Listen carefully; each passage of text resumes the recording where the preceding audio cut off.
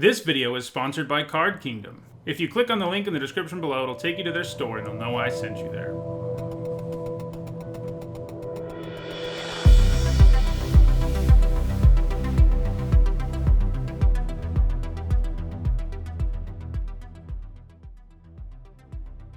Hello everyone, I'm Sahone, and today is Friday, so that means it's time for another MTG Top 10. This is a series where I rank cards based on how much of an impact they've had on competitive Magic. On the last 4 Friday MTG Top 10s, I've done videos on 1-drops in various colors, and I have now covered all of them but green. However, today I won't be looking at green 1-drops. I'll get to that next week. Today I wanted to look at a creature type, cats. This is because Ikoria Lair of Behemoths just came out, and it is a set that has a ton of super powerful cats in it. Whenever something like that happens, I like to do a top 10 looking at the creature type, because it is always interesting to think about which of these will still be here in a year's time and which cats from Ikoria might end up making the list. Anyway, to be eligible for this list, a card had to either be a cat or make a cat creature token. There were 175 cards eligible for this list, and in this video, we'll talk about the 10 that have made the biggest impact on competitive Magic. Before we get started, here's a quick reminder on how I score cards in these videos. A Pro Tour, Players Tour, or Mythic Championship Top 8, as well as Legacy and Vintage Championship Top 8s are worth 2 points, and a Grand Prix or Magic Fest Top 8 is worth 1 point. Alright, let's get to number 10. At number 10, it is RAKSHASA DEATHDEALER. This is no ordinary cat, it's a cat demon, one who can both regenerate and raise its power and toughness if you have the mana around. This makes it a pretty efficient threat that is hard to deal with, and the kind of card that gives you a bit of insurance against flooding, since at least you have something to spend your mana on. The Death Dealer was one of many potent creatures in the Abzan mid-range decks that dominated Standard between 2014 and 2015. At number 9, it is BRIMAZ, King of ORESKOS. BRIMAZ is clearly a very pushed creature. As a 3-mana 3/4 with Vigilance, he has a great baseline, but he does so much more than that. Every time he attacks, he makes you a cat soldier creature token who attacks along with him right away, and when he blocks, he makes a cat token to block with him. Because he has Vigilance, this means that you can get a cat token out on every turn, potentially. So if a board is empty, things will quickly snowball, and if it isn't, BRIMAZ is still throwing a bunch of damage and bodies at you every turn. BRIMAZ has been moderately successful in several different formats. He has the most points in Standard, where he was played in some Abzan decks alongside RAKSHASA DEATHDEALER. He was also played in Selesnya aggro and White Weenie aggro decks. He also sees play in Modern Hate Bear. In Legacy, he's played in Death and Taxes.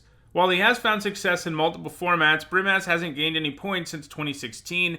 Because he has a good track record, though, it's difficult to assume that he's done gaining points. At number 8, it is CAULDRON Familiar, the newest card to make the list. This little cat looks the most like my cat of any of the cards on this list, and it has proven to be a key card in the current Standard format. The decks that play it tend to run a lot of food, which leads to the Familiar coming back multiple times during the game. The fact it gains you life too is nice because it makes the race even harder for your opponent. CAULDRON Familiar has been played in Sultai, Golgari, Jund, and most recently, Rakdos Sacrifice decks, which run tons of sacrifice synergies and lots of food. The big value combo to pull off in those decks is Witch's Oven plus the Familiar. If you sacrifice the Familiar to the Oven, you can get the Familiar back by sacrificing the food, and you can just keep doing this every turn. This is especially potent when you are running cards like Mayhem Devil that give you additional value with every sacrifice.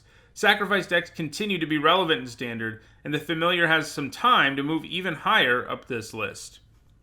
At number 7, it is SAVANNAH Lions, which is easily the oldest card to make the list. Dating all the way back to Magic's very first set, SAVANNAH Lions offered impressive efficiency in a time when 1-mana creatures never had 2 power, except, of course, for the SAVANNAH Lions. It was special back then.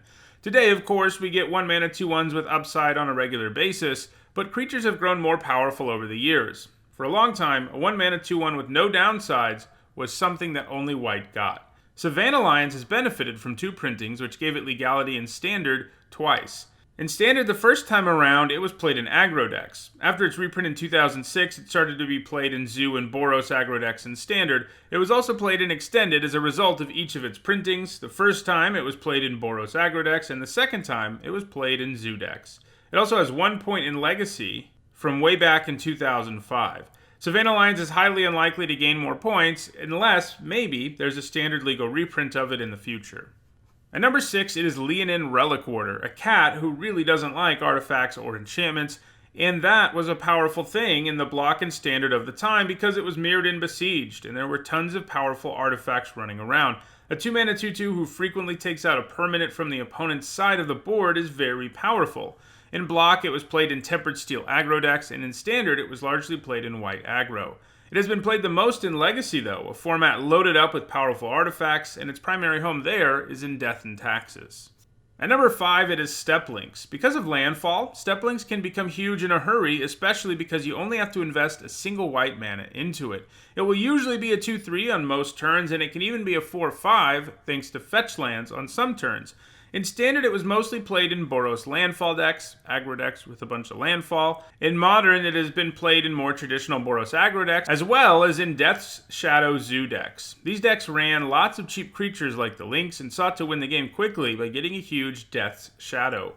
Both the LYNX and the Shadow love fetch lands, so the two worked well together. In more recent versions of Death's Shadow, the Zoo Shell has been abandoned and STEPPE is no longer played. STEPPE also gained some points in Extended, where it was played in White Weenie and Zoo decks. Same in Legacy, it was played in Zoo decks there as well. At number 4, it is Wild NACATL, another hyper-efficient cat. The NACATL can quickly become a 1-mana 3/3, something that is especially easy in formats with fetch lands and dual lands. However, that wasn't something that was super easy to do in the block or standard of the time, and the NACATL only managed 5 points between both block and standard as a result. However, Extended was a format where it could be a 1-mana 3/3 a significant chunk of the time, and as a result, the NACATL was played in Zoo aggro and in burn decks. It could help those kinds of decks do huge amounts of damage in very little time. The NACATL was banned just a few months after the Modern format was born, because people were concerned it made aggressive decks too good, but it was unbanned in February 2014, and unsurprisingly, it has gone on to put up lots of points in the format since being unbanned. It has been played in aggressive decks in the format, primarily Burn and Zoo. The NACATL also used to see play in Zoo decks in Legacy, but it doesn't have any points in the format since 2013. Still, the NACATL looks like it's probably going to continue to put up points in Modern, and that could mean it will advance further up this list going forward. At number 3, it's LONGTUSK Cub. The Cub starts out as a 2-mana 2/2, but can quickly get out of hand thanks to Energy. Energy was a famously overpowered mechanic, and that was something that helped propel the Cub to many points in that standard format. It was not unusual for those decks to have enough energy to pump into the Cub right away, instead of having to wait for the damage trigger to give them energy. Additionally, if you really needed energy, the Cub could get it for you. The Cub was played in more aggressive energy decks of the format, where virtually every card in the deck produced energy or could use energy, just like the Cub. It even continued to see play after some of the key cards from the deck got banned. The Cub hasn't been played at all since rotating out of Standard, and that probably means that Wild NACATL will pass it at some point in the next few years. At number 2, it is FLEECEMANE Lion. We've seen a lot of hyper-efficient cats on this list, and this is another one. The Lion starts life as a 2-mana 3/3 and then has a powerful monstrosity ability that makes it larger, and it gains 2 keyword abilities that combined make it incredibly difficult to kill: hexproof and indestructible. When a creature has both of these, pretty much the only way it can die is from edict effects. You can even just keep the mana up for various purposes, and your opponent can't really do anything to the Lion, since you can give it all that extra power in response. The Lion was a premier 2-drop for its entire time in Standard, being played in decks like Selesnya and Naya aggro in the early going, and in various Abzan decks later in its time in Standard.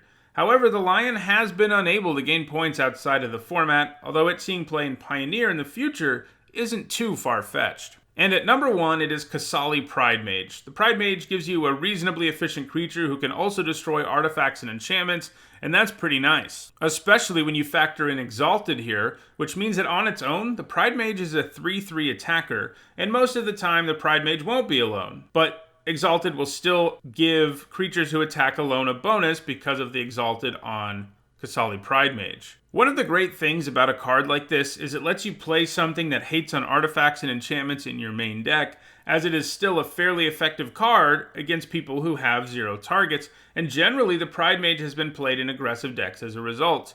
Modern has been where the Pridemage has found the most success. That format from the beginning has always had toolbox decks that have run various cards, like Collected Company, Birthing Pod, and Court of Calling, that allow you to search up cards that are especially effective on a given board state. So if an opponent has a good target for the Pridemage, you can search it up, and if you just play it like a creature early, it can help you do damage too. In Legacy, it's been played in a variety of decks, with Maverick being its most frequent home. The Pridemage doesn't actually have any points since 2018, but it has a pretty secure place at the #1 spot. Even if it stops gaining points, it's probably safe here.